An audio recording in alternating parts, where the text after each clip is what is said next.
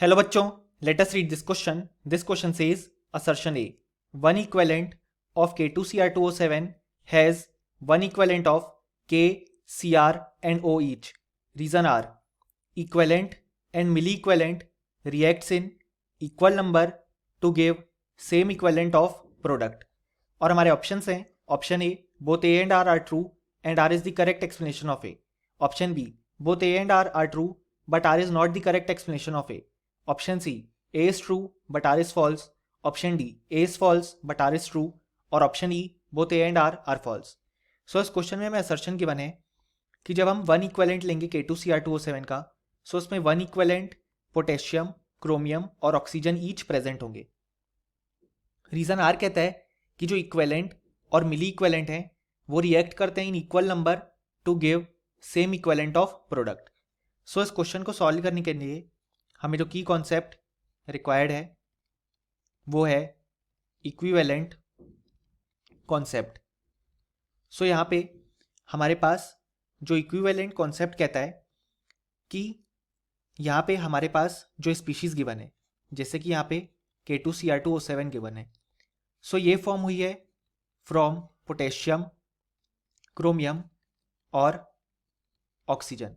सो यहाँ पे जो नंबर ऑफ इक्विवेलेंट्स होंगे ऑफ K2Cr2O7 वो इक्वल होंगे to number of equivalents of potassium और इक्वल होंगे number of equivalents of chromium, जो आगे चलकर इक्वल होंगे number of equivalents of oxygen के.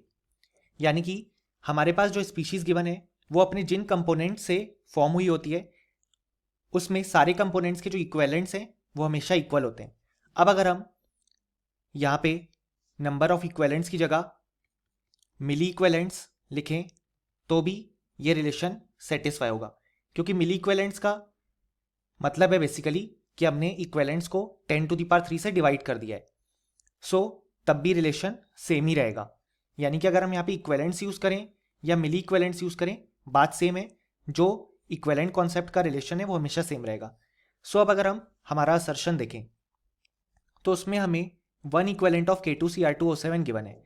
सो जब हम वन इक्विवेलेंट ऑफ K2Cr2O7 लेंगे तो बाय इक्विवेलेंट कॉन्सेप्ट जैसा कि हम देख सकते हैं हमें वन इक्विवेलेंट मिलेगा of potassium, one equivalent of chromium और वन इक्विवेलेंट ऑफ ऑक्सीजन. सो हम देख सकते हैं कि जो हमारा असर्शन ये है वो बिल्कुल करेक्ट है. और रीजन आर हमें कहता है कि जो इक्विवेलेंट और मिली इक्विवेलेंट है वो रिएक्ट करते हैं इक्वल नंबर पे to give same equivalent of product. और यही स्टेटमेंट है हमारी इक्विवेलेंट कॉन्सेप्ट का, और इसी के कारण हमारा असर्शन बिल्कुल करेक्ट है. यानी कि हम देख सकते हैं इस क्वेश्चन के लिए जो करेक्ट ऑप्शन होगा वो होगा option A both A and R true and R is the correct explanation of A. और फाइनली हम लिख भी सकते हैं कि इस क्वेश्चन के लिए हमारे पास जो करेक्ट आंसर हो जाएगा वो हो जाएगा option A. Hope you understood it well. Best of luck.